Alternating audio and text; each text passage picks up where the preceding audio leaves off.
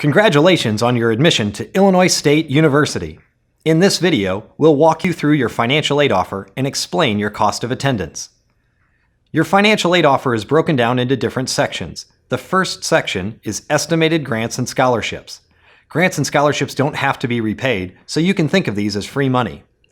This section can include federal or state need-based grants like MAP or Pell, scholarships from the university, or scholarships you may have earned in your community.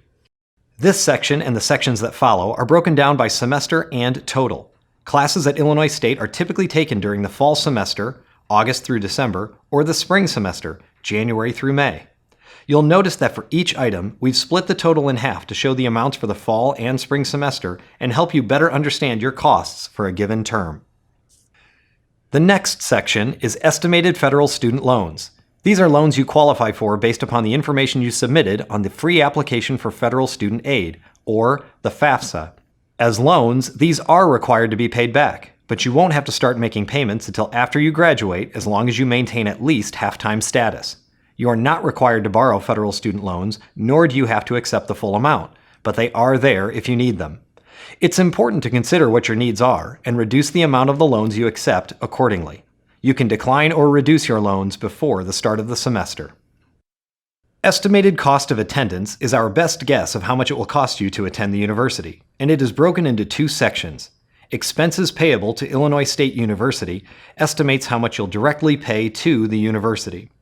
Tuition and fees cover the cost of your classes and all the support services designed to help you be successful in those classes and on campus, including student health services, tutoring, and the library.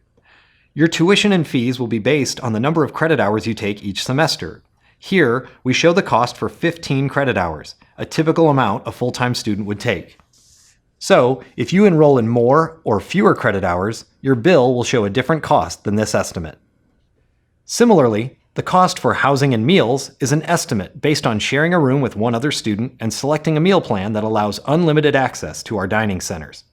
Different residence hall room types and different meal plans cost different amounts, so be sure to choose the one that makes the most sense for you when the time comes.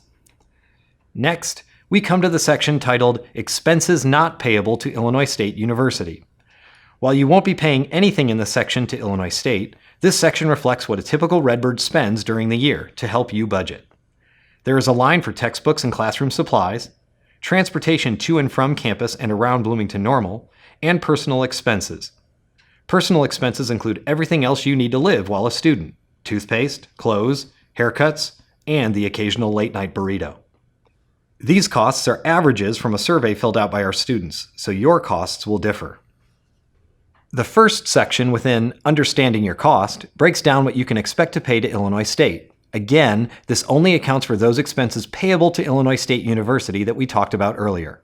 Next, you'll see your remaining balance if you were to accept all of the federal student loans offered. If this balance is greater than zero, there are options you'll want to research. Depending on your situation, you might consider Parent Plus loans, private student loans, and student employment. This financial aid offer is not an official bill, though. You'll receive a bill from student accounts for the remaining balance on your account. You can choose to pay your total balance by the first installment due date. Otherwise, you'll automatically be enrolled in a payment plan.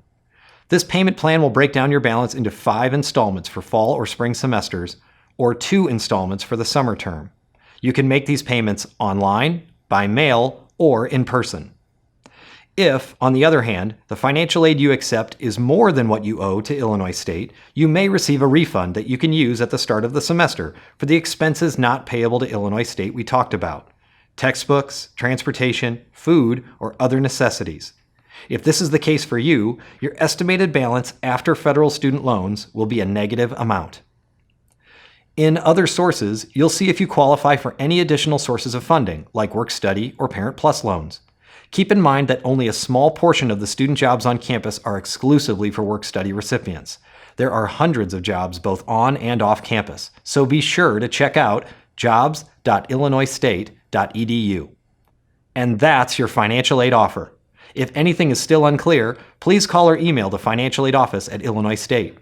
Don't forget to continue to check your personalized to-do list at my.illinoisstate.edu for any additional steps you'll need to complete. Once again, congratulations on your admission, and welcome to the Redbird family.